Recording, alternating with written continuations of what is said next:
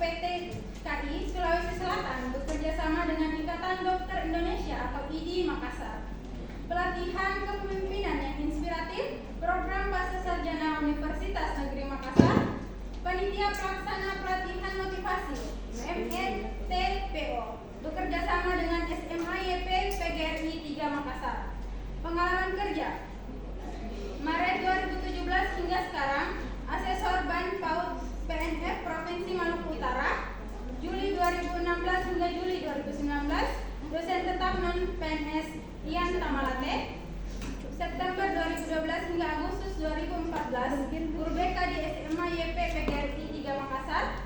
Juni hingga Agustus 2013 guru bimbingan belajar di Lembaga Kursus Oxford Makassar, dan sekarang beliau sebagai guru BK SMA Negeri 5 Makassar.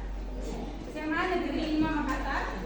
Dan kemampuan beliau yang pertama mengaplikasikan aplikasi SPSS yang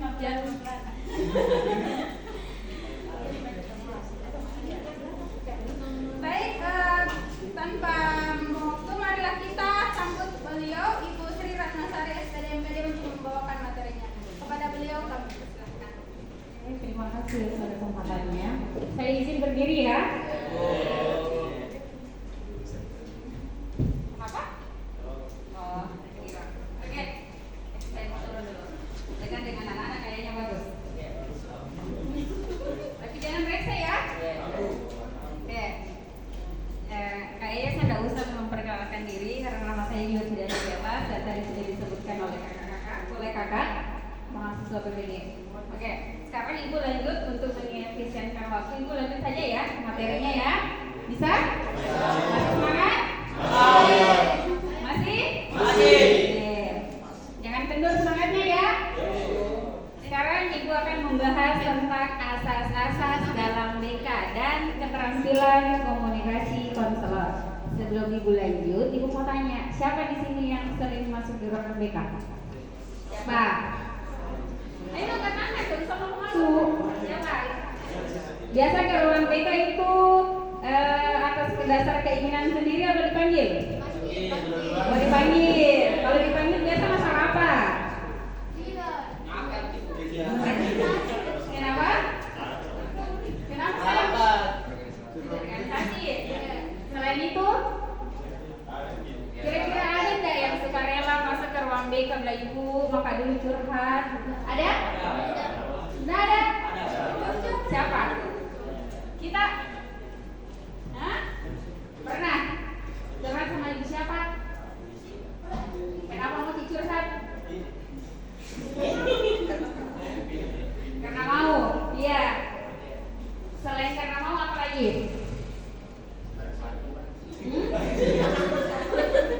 Selain karena mau, selain karena mau ada pergi curhat, selain keinginan mau, selain keinginan bilang hanya sekedar mau, apa lagi? Apa kita supaya apa? Oh, supaya lebih lega, supaya tidak ada yang terbebani di pikiran tak? Oke. Saya lanjut. Kenapa bisa saya bertanya seperti ini? Karena itu ada hubungannya dengan asas-asas dalam BK. Kakak Tabe, lanjut, next. Nah, asas-asasnya itu yang pertama, setiap siswa itu mempunyai kebutuhan. Nah, kira-kira kalian punya kebutuhan apa? Masya Allah. Kira-kira mau diapain Bu? 271 mau. Nah, setiap siswa mempunyai kebutuhan dan tugasnya guru BK kira-kira harus mampu atau bisa memahami apa sih kebutuhan siswa saya, iya kan? Iya, seperti itu. Oke, lanjut. Nanti ya, ingat baik-baik nanti kalau kalian dapat bertanya juga bertanya. Tunggu kakak, belum. Yang kedua, semua siswa pasti memiliki perbedaan. Kalian yang ada di sini tidak mungkin sama karakternya, ya kan? Ada yang satu suka jahil, ada yang satu diam, ada yang satu bukan saya yang bilang kan? Oke. Jadi kalau perbedaan siswa, semua ada yang memiliki perbedaan. Jadi Seorang guru BK itu harus jeli, harus mampu melihat kira-kira karakteristiknya seorang anak. Ini guru BK cuma duduk di situ kira-kira kayak ibu, kayak kakak. Kalian masuk, baru kalian melangkah, pasti mereka sudah tahu, oh ini anak pasti kesini karena tujuannya ini, mau isi curhat kah, atau mau numpang kamar mandi kah, atau apa, ya kan? Oh surat izin, kira-kira. Berarti kalau di BK itu terkenal dengan surat izin ya? Kenapa bisa? Oh begitu. Jadi kalau kalian merasa aman ketika guru BK sudah memberikan izin, berarti artinya kalian percaya sepenuhnya kepada guru. Oke lanjut. Setiap individu atau siswa ingin menjadi dirinya sendiri. Contohnya kayak bagaimana kira-kira? Contohnya kayak bagaimana? Kalian ingin menjadi diri kalian sendiri. Dalam arti apa? Ayo. Kalau nggak bisa jawab berarti jadi PR. Kumpul besok. Kalian mau nggak jadi diri sendiri? Caranya? Harus percaya diri. Nah, berarti dalam layanan bimbingan konseling atau guru BK di sekolah, dia harus bisa mengantar, dia harus memberitahukan, dia harus bisa membimbing kalian untuk mengembangkan apa? Kepercayaan diri kalian. Oke.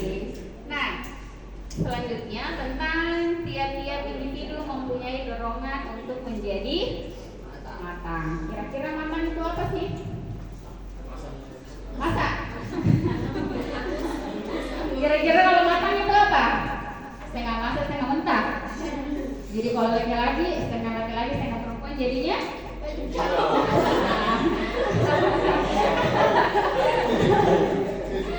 ya, artinya di sini menjadi matang itu kita yang tadinya yang poin di atas kan harus percaya diri kan? Kalau mau kita percaya diri harus betul-betul yakin bahwa kita bisa. Harus betul-betul yakin bahwa saya ini lebih tahu dari semuanya, ya kan? Sebenarnya saya ini tidak tahu materi itu ini apa. Saya harus berdiri di sini pada hari ini. Cuma karena saya pede, akhirnya saya siap untuk berdiri di sini. Saya merasa bahwa saya mampu dan saya lebih matang, saya lebih tahu dari kalian. Akhirnya saya dengan pede saya berdiri di sini. Padahal saya tidak tahu kira-kira saya mau bilang apa ini, ya kan? Nah, itu tugasnya guru BK apa tadi di sana? Dia harus bukan, ini yang warna merah. Berarti guru BK-nya harus bisa memahami tentang kejiwaan siswanya dan emosinya. Kalian harus juga bisa mengelola emosi kalian, iya kan? Itu dibilang tidak matang ini anak karena sedikit emosi, sedikit emosi. Baru diganggu sama teman, emosi ini sering. Itu namanya orang yang tidak matang dalam segi emosi. Paham sampai sini? Yang terakhir, bisa bantu baca enggak? Ibu enggak bisa baca masalahnya.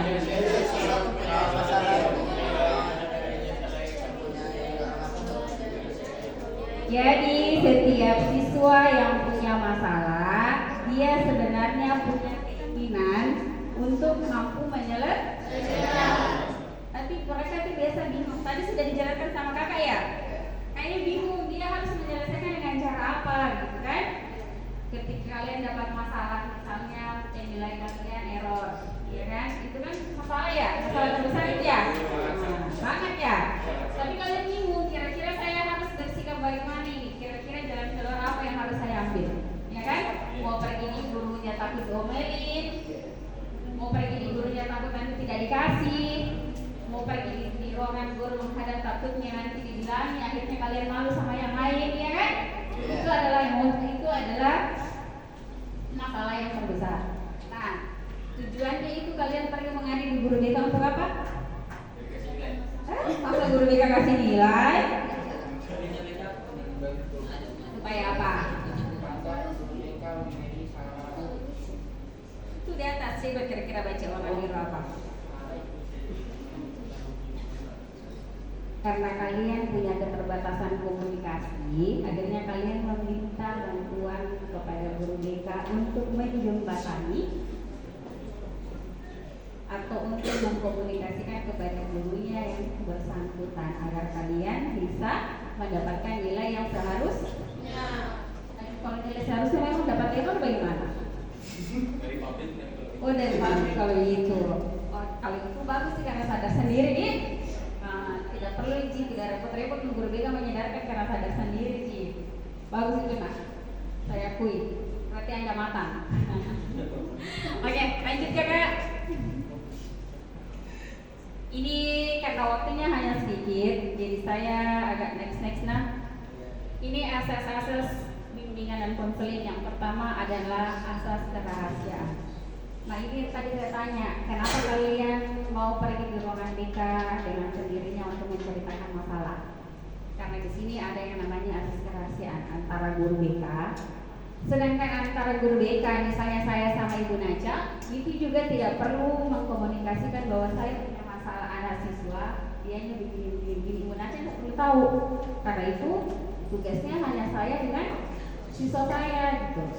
Itu yang namanya asas kerahasiaan. Sesama guru BK juga tidak boleh mencampuri, tidak boleh membocorkan rahasia dari siswanya. Paham sampai sini? Oke, lanjut ke yang namanya sukarela yang ini tadi. Kalian itu harus sukarela, kalian jangan tunggu dipanggil, jangan tunggu ada masalah. Karena sebenarnya di BK itu bukan tempatnya orang yang bermasalah. Semua siswa berhak untuk masuk di situ, semua siswa berhak mendapatkan pelayanan BK. Jadi kalian nggak boleh berpikir bahwa BK itu tempat masalah ya. Justru orang yang tidak bermasalah juga sebenarnya harus di BK, karena mereka juga pasti membutuhkan. Jadi kalian itu sukarela artinya kemauan sendiri untuk ke BK tanpa harus ada panggilan lagi karena bolos lah, lompat pagar lah. Siapa sih yang suka bolos? Yang mana? Sama saya menunjuk yang suka bolos. Oh, berpulang BKL. Sampai sini paham sukarela? Paham? Ingat kayaknya ada ujian besok. Oke Kakak lanjut. Ini yang namanya keterbukaan. Keterbukaan dan artinya tanda kutip ya. Ini hal yang positif. Keterbukaan, misalnya kalian ada masalah, sekalipun guru BK itu sudah panggil berulang-ulang kali untuk masuk di BK, tapi karena kalian tidak mau terbuka, tidak mau jujur sama guru BK, tetap tidak akan bisa diselesaikan masalahnya. Jadi kalian harus betul-betul mau terbuka sama guru BK. Jangan bikin malu, jangan bikin takut rahasia tak terbongkar. Tidak sih, karena itu semua sudah ada yang atur. Jadi kalau ada guru BK yang berbocor, protes ibu saya kira diatur di nota asas tidak boleh ada yang namanya asas kerahasiaan. Tidak apa-apa, siapa tahu gurunya memang lupa loh, kalian boleh mengingatkan itu. Jadi kalian jangan pernah takut masuk di BK, jangan pernah ragu bercerita sama guru BK karena semua rahasia kalian dijamin aman. Oke? Paham? Lanjut. Nah, asas kegiatan. Ini asas kegiatan apa sih maksudnya? Siapa yang bisa mengerti kira-kira di atas? Siapa ayo? Ada yang tadi katanya bilang masuk di BK karena organisasi, ya kan? Nah, kira-kira kalau itu masuk nggak di asas kegiatan? Kenapa? Iya, karena itu guru BK juga berhak untuk memberikan dukungan partisipasi kalian dalam melakukan kegiatan. Paham? Boleh lanjut? Oke, lanjut. Nah, asas kemandirian. Apa ini kira-kira asas kemandirian? Mandi sendiri atau apa? Hah? Apa? Siapa yang mau jawab? Saya kasih mainnya. Ayo. Mandi sendiri. Yang mana ini harus kemandirian? Ayo. Artinya kalian menyadari bahwa kalian memang memiliki masalah, entah masalah apa apapun, mau masalah cinta kah, putus kah sama pacarnya, nggak apa-apa Ji, guru BK itu siap sedia Ji. Ini kan malu-malu kita Ji. Jadi kalau dia diputus sama pacarnya, daripada malu 17 menangis nih, sering jadi kan. Nah ini namanya asas kemandirian, berarti keinginan tak sendiri karena kita sadari bahwa kita memang lagi bermasalah atau lagi ada masalah, jadi kalian butuh bantuan guru BK. Jadi kalian boleh langsung ke sana. Paham Ki? Lanjut nih. Lanjut tarik kakak, dilanjut Ki. Asas kekinian. Sekarang kira-kira yang paling marak kejadian di sekolah itu apa? Pencabulan yang dari mana itu nak? Siapa yang melakukan pencabulan? Ada. Bagaimana ceritanya? Kepo aja dulu. Berarti bukan di angkatan kalian? Yang di bawah. Oh, siapa yang melecehkan? Saya kira tadi kita tidur. Oh, mendengar juga. Oh, jadi adik-adik saya di bawah yang korban. Iya. Yang pelakunya yang mana?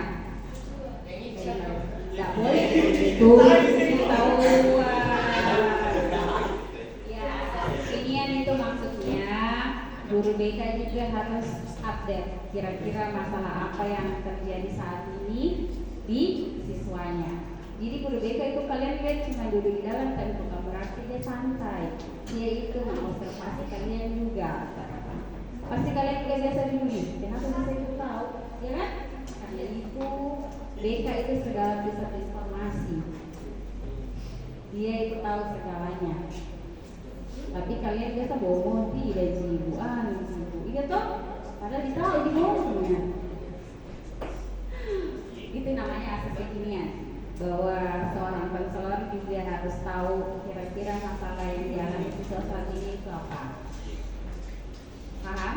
Bisa mau lanjut lagi? Kita lanjut lagi. Oke kakak lanjut lagi. Banyak sekali slide ini. Dinamis. Siapa yang tahu tentang asas dinamis? Dinamisan. Dinamis. Apa itu dinamis? Baca coba apa? Kira-kira apa? Artinya yang tidak monoton, tidak hanya itu saja yang dilakukan oleh guru BK. Guru BK juga harus berkreatif. Jangan hanya menyelesaikan masalah siswa dengan ceramah, ya kan? Karena biasa saya ibu tahu, kalian kalau diceramahin pasti malah tambah membangkang, toh? Masuk telinga kanan, keluar telinga kiri, pasti lagi ibu tuh kalau masuk di BK percuma jadi curhat, karena ceramah jadi banyak narasi. Rata-rata begitu kan? Kutanya kalau benar di Naca nak? Nah ibu, ada lagi sesuatu aja yang selalu ceramah. Oh gitu. Intinya guru BK juga tidak boleh monoton untuk mengenali karakternya siswa-siswa untuk menyelesaikan masalahnya siswa. Tidak melulu menyelesaikan masalah di dalam ruangan BK. Bisa saja di tempat lain, entah itu di bawah di taman kah, di perpus atau di mana. Pokoknya tempat yang sejuk. Nah, oke lanjut ke KKB. Yang terpadu, kira-kira yang mana yang dimaksud dengan terpadu? Halo, ayo. Iya, kerjasama. Jadi guru BK itu kerjasama sama guru mata pelajaran, kerjasama sama kesiswaan, sama kurikulum. Jadi BK itu istilahnya dia di sekolah jantungnya sekolah. Tidak ada yang bisa terlaksana kalau tidak ada guru BK.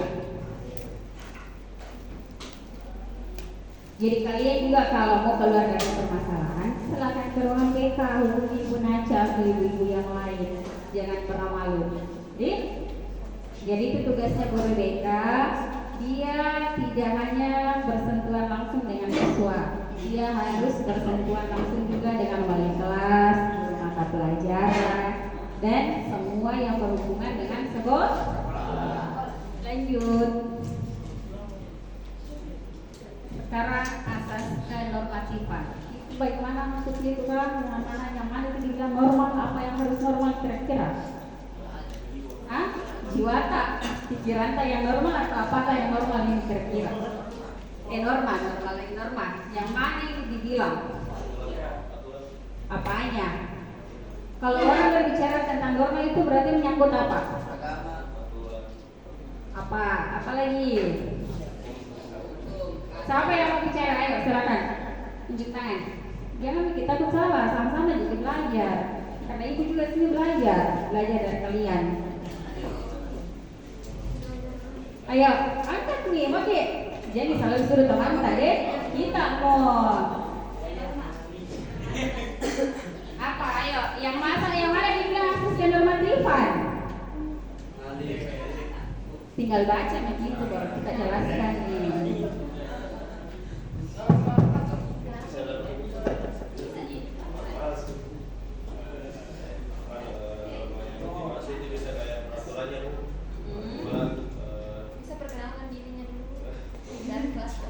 Perkenalkan nama saya Muhammad Abdul Mughni, kelas 11 distrik 1. Yang menurutku norma yang dimaksud itu adalah peraturannya, hukum-hukumnya, namanya juga, dan kebiasaan-kebiasaan. Ya, terima kasih. Tepuk tangan dulu untuk kawan-kawan. Jadi yang namanya kenormatifan itu menyangkut semua norma agama, norma hukum, pokoknya aturan dan tata tertib yang ada di sekolah. Itu yang namanya kenormatif. Jadi kalian itu harus taat apa yang ada dalam aturan sekolah. Taat semua juga?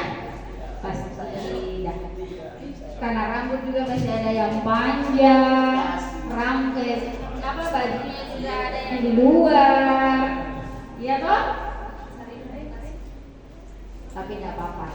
Itu semua proses kalian untuk menjadi, semoga proses untuk menjadi orang yang lebih baik lagi ya. Amin. Lanjut kakak. Ahli, keahlian, asas keahlian. Jadi misalnya kalau orang listrik, dia berarti harus ahli dalam bidang listrik. Harus toh atau tidak sih? Kalau mau kerja lampu, kira-kira harus orang yang ahli listrik atau tidak? Oh tidak izin. Ini karena langsung diganti izin. Oh? Iya, namanya juga apapun profesinya, kita harus ahli di bidangnya. Jadi kalau saya misalnya guru BK, berarti saya harus ahli di BK. Jadi kalian juga kalau hobi apa namanya di bagian listrik, berarti harus jadi orang ahli. Kalian, toh? Kalau kalian berhubungan dengan listrik. Oke, lanjut kakak Umul, Kadek. Ahli tangan kasus. Ahli tangan kasus ini misalnya ketika wali kelas tidak bisa menandatangani masalahnya siswanya, toh dia alihkan ke kesiswaan tidak bisa alihkan ke BK. BK tidak bisa dialihkan ke kepala sekolah.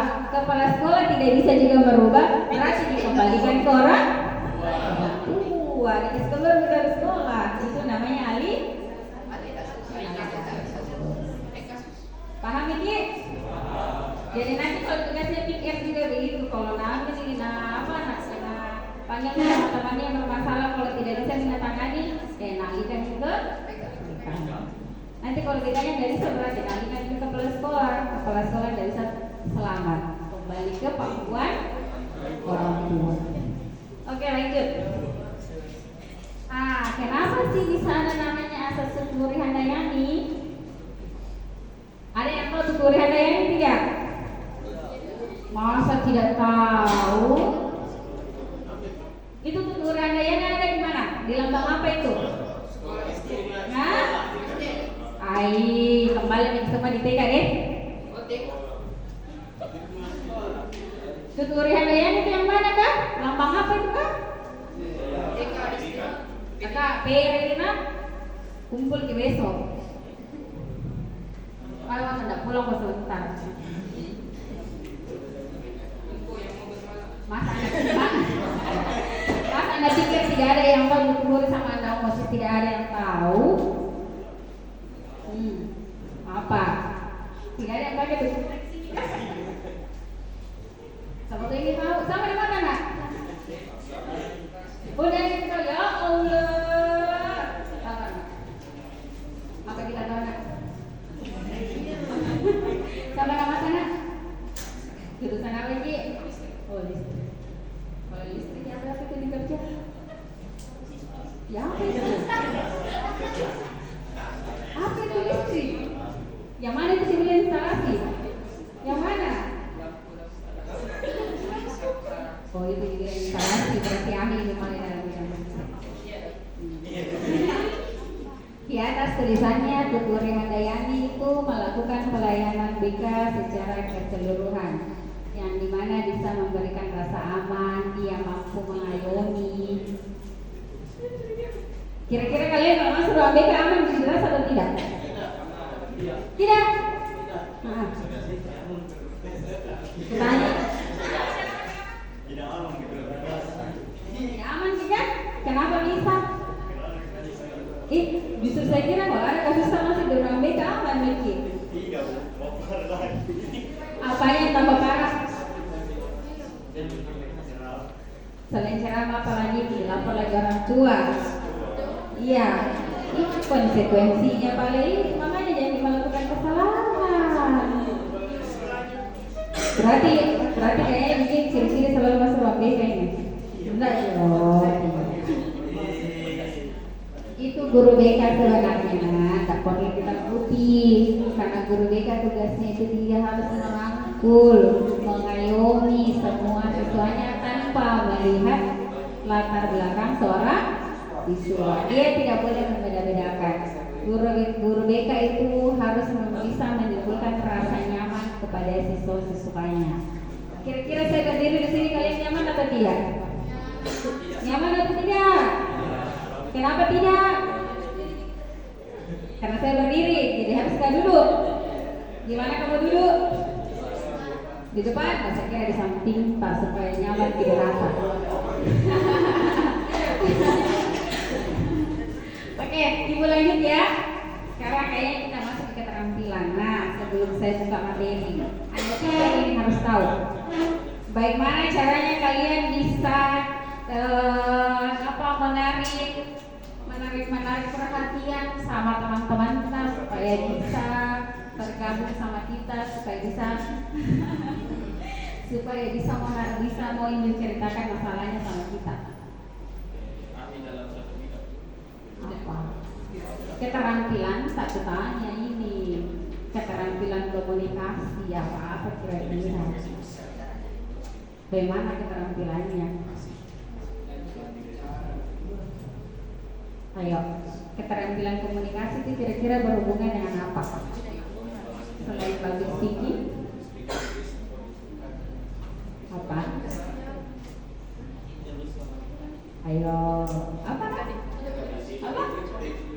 Nggak boleh dengar dikasih suara. Kakak mana mau main kakak? Jadi suaranya. Apa tadi kita bilang?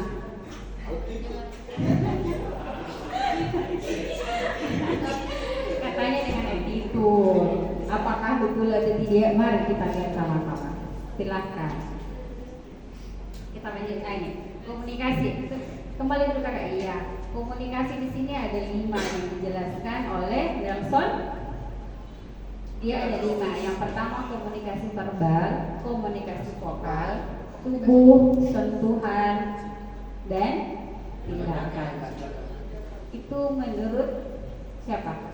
Menurut ibu atau menurut siapa ini? Menurut Nelson. Dia itu katanya komunikasi, keterampilan komunikasi itu ada 5. Yang pertama verbal, non verbal, sentuhan, sama apa? Apa lagi? Apa lagi? Ada 5. Sama?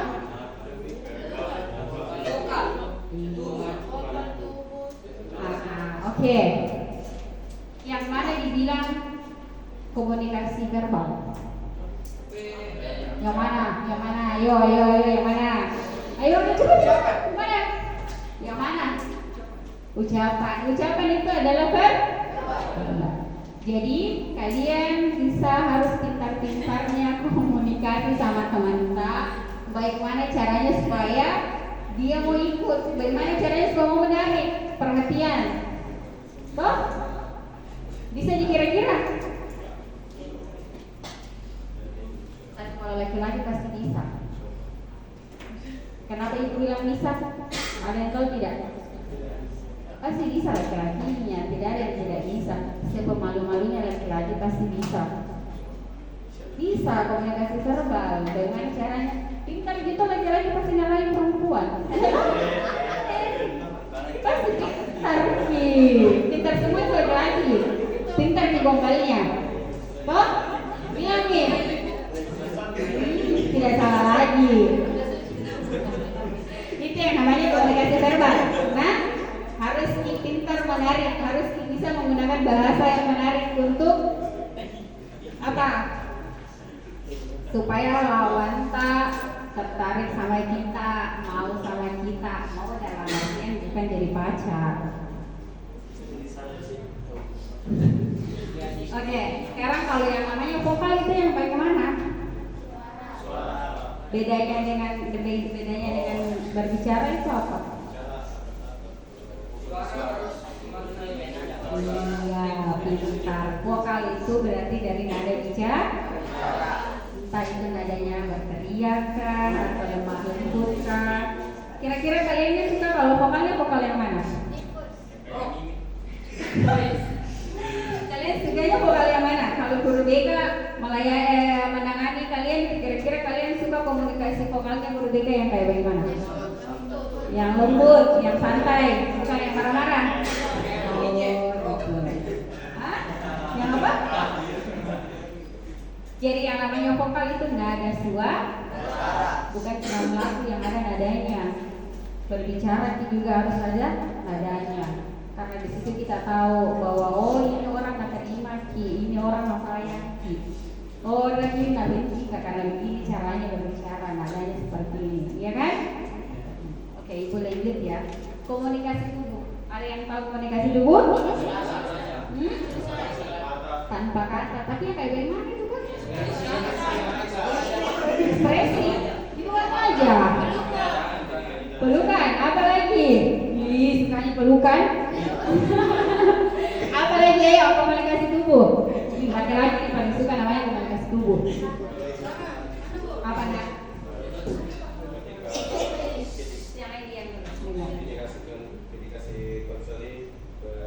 Ketika si konseling berbicara kepada konselor sebaya, maka kita sebagai konselor sebaya harus menetap ya dengan Saling cinta. Artinya komunikasi tubuh itu bagaimana cara kita bisa menerima dia. Jangan kalau baru di kanan tak baru datang jam seling ke lain tak kita lihat di balik muka kita jalan tidak boleh begitu. Nah kita itu berbeda emosi tak seperti apa lagi menyebutkan seperti apa ketika datang klien tak kalau memang tidak bisa menerima bisa bicara baik-baik nggak boleh ditinggalkan atau marah-marah yang nanya orang. Toh tapi jadi juga berkata begitu toh baik semua lagi. Alhamdulillah. Itu bukan saya guru berkata, kalau saya itu marah dari ujung sana itu teriak nih. Jadi guru BK juga harus memiliki harus harus pintar juga komunikasi tubuhnya. Bagaimana caranya dia bisa merangkul siswanya. Anak pikir juga begitu, konselor sebaya juga nanti begitu. Tapi jangan salah artikan ya.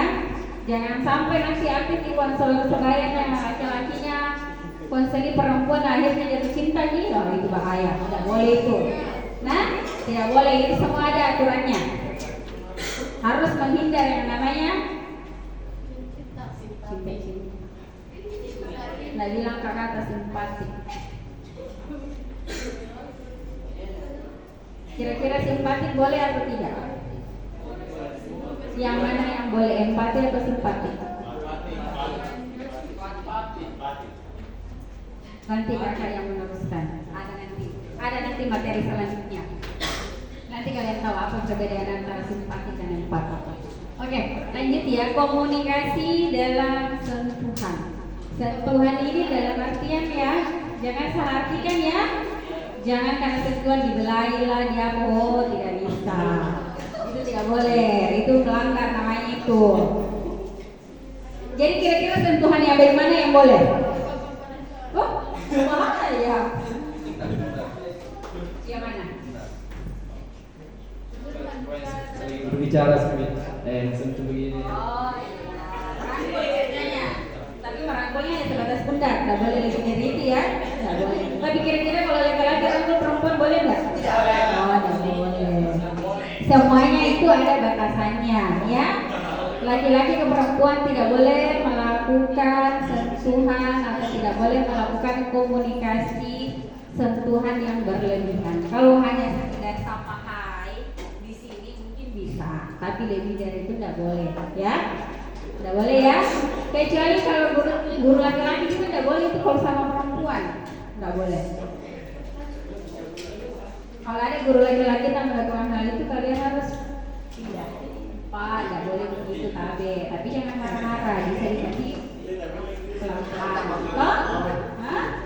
Kenapa? Janganlah. Misalnya saya ada sesuatu atau ada klien yang datang menangis, ini lawan jenis, misalnya ini datang menangis, saya kan tidak boleh memeluk, tidak boleh atau tidak? Jadi harus saya apa yang harus saya lakukan kira-kira ketika dia menangis? Mengusap kepala. Iya, mengusap kepala ataupun hanya itu yang bisa dilakukan, nggak boleh yang lain dari itu. Tapi kalau yang laki-laki kira-kira guru laki-laki bisa kasih begitu perempuan atau tidak? Nggak boleh ya. Jadi kalau yang perempuan bajuan silakan yang perempuan, nggak boleh yang laki-laki. Boleh dia yang laki-laki tapi dengan hal yang lain-lain. Jangan ki juga namanya. Nah bilang orang jamu juga jadi pergi di situ. Lu tahu nih laki-laki paling boleh kasihan dong. Kesempatan. Itu laki-laki kayak kucing. Kalau lihat ikan, masih nak tetap.